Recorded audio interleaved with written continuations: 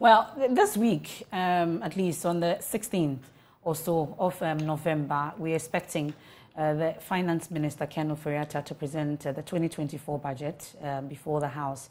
Ahead of it, we've been hearing businesses, amongst others, raising concerns about the possibility of new taxes to be introduced, amongst others.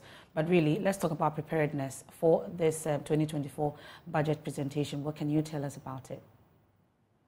I think, first of all, we have to understand that the document he will be presenting is in two parts. There's the economic policy, and then there's the budget. On the economic policy front, the government's objective is to quickly bring back stability.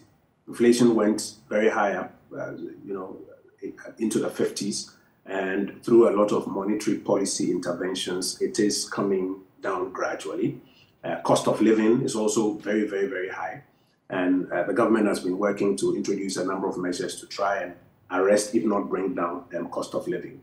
Growth, which is important because that's what ensures that the economy is expanding and creating jobs, is something that was constrained in the last 2 years or so.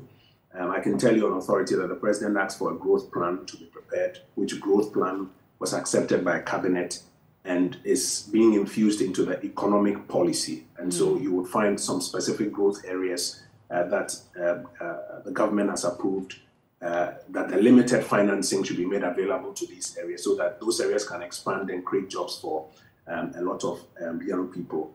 And then finally, I think deepening stability. Are you able to let us in a bit more on this growth plan and the specific areas that Cabinet approved?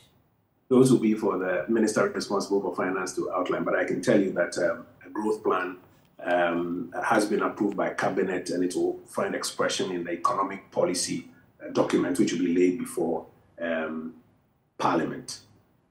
So the idea is to deepen stability, get the economy growing, to create some more jobs, try and bring down the cost of living, and while at that specifically inflation as well.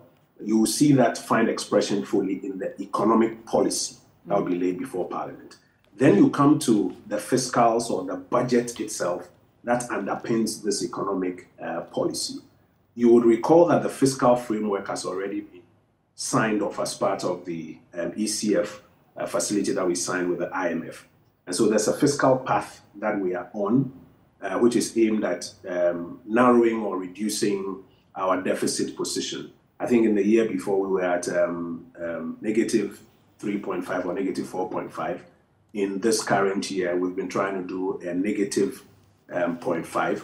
And I think in the next year, it's supposed to be a positive 0.5. So that fiscal path has already been approved, and we will be continuing on that fiscal path, even in the fiscal framework that underpins this year's economic policy. And I guess that's what, most Ghanaians should be looking forward to in the budget part of the two-part document that will be presented before Parliament.